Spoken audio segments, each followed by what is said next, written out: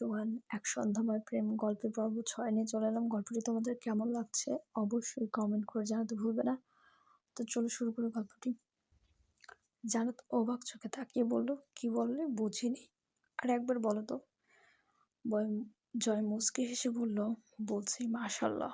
জানাত ভ্রু কুঁচকে বলল, না না চাচ্চু, তুমি অন্য কিছু বলেছিলা, ওইটা কি যেন ছিল। মাই বেবি কিছু একটা। জয় তোয়ালে দিয়ে মুখ মুছতে হাত মুছতে মুছতে শান্ত গলায় বলল, মাশাল্লাহ, সামনেও তো মো আছে, তুমি ভুল শুনছো। এ কথা বলে সে নির্লিপ্তভাবে খাবার টেবিলের দিকে ফিরে গেল। জানাত বুদ্ধি হয়ে দাঁড়িয়ে রইল, মনে মনে বলল, কি রহস্যময় মানুষ। যাজ্ঞা, আমার বান্ধবীকে দেখে মাশাল্লাহ বলেছে, এটাও কম কি। জয় টেবিলে গিয়ে দেখে সবাই খাওয়া শেষ করে উঠে গেছে, শুধু তার ৩ বন্ধু রাফি, হৃদয় আর রাসেল এখনো বসে আছে। জয় ভ্রু তুলে বলল, ৩ বেলা ভাত একেবারে খেতে বসেছ নাকি? ওঠো এবার। রাফি মুখ তুলে বলল, বন্ধু, ভাত খেতেই তোকে একটা কথা দিচ্ছি, আগামী ৬ মাসের মধ্যে তোর বাসরের ব্যবস্থা করে ফেলবো, তাও এখন একটু শান্তিতে খেতে দে। জয় চারপাশে একবার চোখ বুলিয়ে রাফির দিকে তাকালো, কি বললি, আর একবার বল। রাফি গলা কাঁপিয়ে বলল, ৬ মাস। জয় ঠোঁটে ব্যঙ্গ হাসি টেনে বলল, থাক, বাকিটা বলিস না। বাকিটা বললে আগামী ২৬ ঘন্টা তোকে না খাইয়ে রাখবো। ৬ ঘন্টার কথা বললে হয়তো ভাবতাম, কিন্তু ৬ মাস। এখন দ্রুত খা আর রুমে যা, আমি আসছে। রাসেল বলল, মামা একেবারে একেবারে এবারের মতো মাফ করে দে, আর রুমে ডাকিস না। জয় ভ্রু তুলে চোখ বড় বড় করে বলল, তোদের চিন্তা ভাবনা এত নেগেটিভ কেন রে? আমি কি সেটা নাকি? ছি ছি, কি দুঃখের কথা। হৃদয় রাফি আর রাসেলের দিকে তাকিয়ে বলল, তোদের তো আগেই বলেছিলাম দুধের সঙ্গে ঘুমের ওষুধ মেশাস না।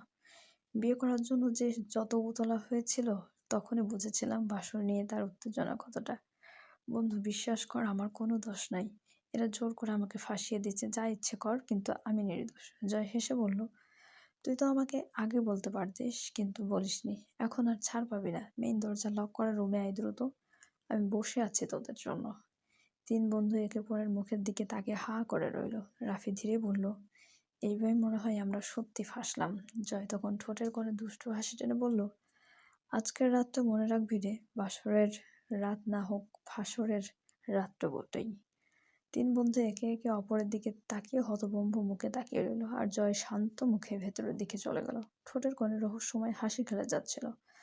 জয় ওদের সাথে কথা বলে কিচেন এসে দেখে তরি কাজ করছে। জয়কে দেখে কাজের মহিলা ফরিদা খালা বললেন, জয় বাবা, কিছু লাগবে তোমার? তরি ঘাড় ঘুরিয়ে দেখে জয় দরজার সামনে দাঁড়িয়ে আছে। চোখে চোখ পড়তেই সে দ্রুত আবার কাজে মন দিল। জয় হালকা গলায় বিড়বিড় করে বলল, বউ লাগবে। ফরিদা খালা বললেন, কি বললে? জয় তাড়াতাড়ি বলল, না খালা, কফির কথা বলতে আসছিলাম। ঠিক আছে বাবা, তুমি যাও, আমি পাঠিয়ে দিচ্ছি। জয় বলল, একটু দ্রুত খালা প্লিজ। ফরিদা বেগম মুচকি হেসে বলল, বুঝতে পারছি বাবা, তোমার কোন কফি লাগবে। কখনো তো দেখিনি তোমাকে রান্নাঘরে আসতে, ডাইনিং থেকেই বলো খালা কফি লাগবে। আর আজ তোমার বউকে কাজ করতে নিষেধ করেছি, সে বলছে কাজ না করলে আমার ভালো লাগে না। হায় আল্লাহ।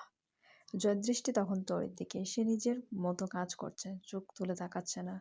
জয় ২ হাতে নিজের কপালের চুলগুলো পেছনে ঠেলে দিয়ে হেসে বলল, খালা, আপনি না আশেপাশে মানুষ দেখেন, এভাবে বললে তারা লজ্জা পাবে। একথা শুনে ফরিদা খালা একটু জোরে হেসে উঠলেন। তরির অবস্থা তখন লজ্জায় মরি মরি, মনে মনে বলল, এই লোকটার ঠোঁট কতটা কাটা আল্লাহ জানে।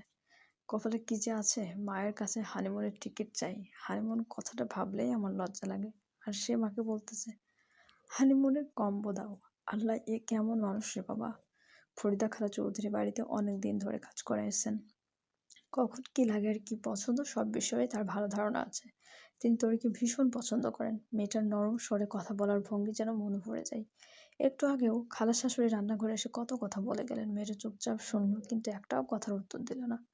জোর খালা বক বক করেই চলে গেলেন। ফরিদা খালা মনে মনে ভাবলেন, মেয়েটা কত মায়াবী, একটু সম্মান পেলে না জানে কত সুন্দরভাবে জল করবে। জয় বাবা অনেক ভালো মানুষ। আমি যত বছর ধরে এই বাড়িতে আছি, কখনো দেখিনি কারোর সাথে খারাপ ব্যবহার করতে। কাউকে সে ছোট করে কথা বলে না, মোটেই পছন্দ করে না।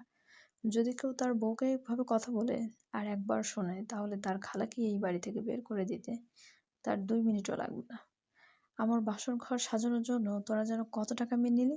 গেস্ট রুমের সোফায় বসে কথাটা ছুড়ে দিল জয়। রাফি ধীর গলায় বলল, ১৫,০০০।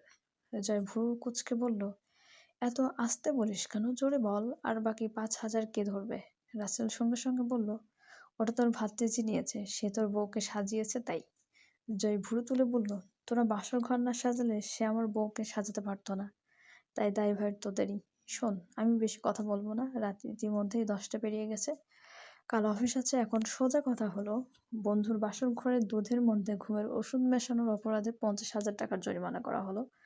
কাল সকালেই এই টাকা দিয়ে 3জন রুম থেকে বের হবি। আর হ্যাঁ, না দিলে খালি পেটে থাকিস আবার। উঠে দাঁড়িয়ে দরজার দিকে হাঁটতে হাঁটতে জয় হেসে বলল, গেলাম আমি, টাটা, বাই বাই। তোর রুমে কফির কাপ হাতে নিয়ে এসে দাঁড়িয়ে আছে, মানুষ নেই। ঠিক তখনই জয় ঢোকে। তোর শান্ত গলায় বলল, আপনার কফি। জয় কাপটা হাতে নিয়ে হালকা হেসে বলল, একটা নিয়ে এসেছো কি জন্য? তুমি খাবে না? আমি খাই না। ও আচ্ছা, তাহলে আসো, ব্যালকনিতে বসি, একটু গল্প করি। গল্প করতে কি ভালো লাগবে আমার সাথে? কখনো তো গল্প করিনি আপনার সাথে, আজ করে দেখি আগে, তারপর বলবো। জয় একচিলতে মুচকি হাসি দিয়ে বলল, আসো। ব্যালকনিতে দুটো চেয়ার আর একটা ছোট টেবিলে রাখা, দুজনে সেখানে বসে পড়ল। চারপাশে হালকা আলো ছড়িয়ে আছে, আবছা সেই পরিবেশে দুজনে নিঃশব্দ বসে থাকা, তবু যেন গল্প বলছে নীরবে। তুমি আমার সম্পর্কে কি জানো? জয় ভিতরের মৃদু হাসি ধরে রেখেই প্রশ্ন করলো, তেমন কিছু না, শুধু জানি আপনি ইতালিতে ছিলেন, আগে দেশে আসা যাওয়া করতেন, এবার প্রায় 2 বছর পর এসেছেন। জান্নাত বলছিল 6-7 দিন হলো এসেছেন। ও, শুধু এটুকুই জানো? জি। ঠিক আছে, তাহলে শোনো। আমার বাবার ফ্যাশনের বিজনেস ছিল, আমি ইতালিতে ফ্যাশনের পড়ালেখা করেছি, সেখানে নিজের ব্র্যান্ডের স্টুডিও চালাচ্ছি, ডিজাইন এবং কালেকশনের হাত ধরে পরিপাটিভাবে তৈরি করছি। শুধু পড়াশোনা নয়, ওখানকার ব্যবসায়িক পরিবেশ, আন্তর্জাতিক মার্কেট, ব্র্যান্ড ম্যানেজমেন্ট সবকিছুই শিখেছি। নিজের প্রতিষ্ঠিত ব্র্যান্ডের পাশাপাশি বাংলাদেশেও শাখা করেছি, যাতে দেশেও অর্থাৎ আধুনিক ফ্যাশনের স্পর্শ পৌঁছায়। জয় হালকা হাসি দিয়ে এগিয়ে বলল, সবকিছু গুছিয়ে পরিকল্পনা করে এগোতে পছন্দ করি আমি, তাই ডিজাইন, প্রোডাকশন, মার্কেটিং সবকিছুর ব্যালেন্স রাখি। ব্যবসা শুধু লাভের জন্য নয়, বরং স্বপ্ন বাস্তবায়নের একটা অংশ। হৃদয়, রাফি, রাসেল এরা না থাকলে সম্ভব হতো না, ওরা আমার অনেকটা জুড়ে আছে। তুলে নিঃশব্দে শুনছিল, চোখে আগ্রহ, মুখে হালকা বিস্ময়ের ছাপ। জয়ের বর্ণনা শুধু তার ব্যবসার সফলতা নয়, বরং তার সংযম, স্বচ্ছন্দ এবং স্টাইলের প্রতিফলনও ফুটিয়ে তুলছিল। তারা তারা আরও নানা গল্প করলো। জয় তরিকে পাঠিয়ে দিয়ে সে নিজের কাজে মনোযোগ দিল। তরি এসে বিছানায় শুয়ে পড়ল, আর ধীরে ধীরে চোখ বন্ধ করে ঘুমের জগতে হারিয়ে গেল। সকালবেলা কলিং বেলের শব্দে নাজমা চৌধুরী দরজা খুললেন। সঙ্গে সঙ্গে কেউ উচ্ছ্বাসময় গলার স্বরে বলল, আমি এসেছি। চলবে। গল্পটি তোমাদের কেমন লাগছে অবশ্যই কমেন্ট করে জানাতে ভুলবে না। Thank you everyone.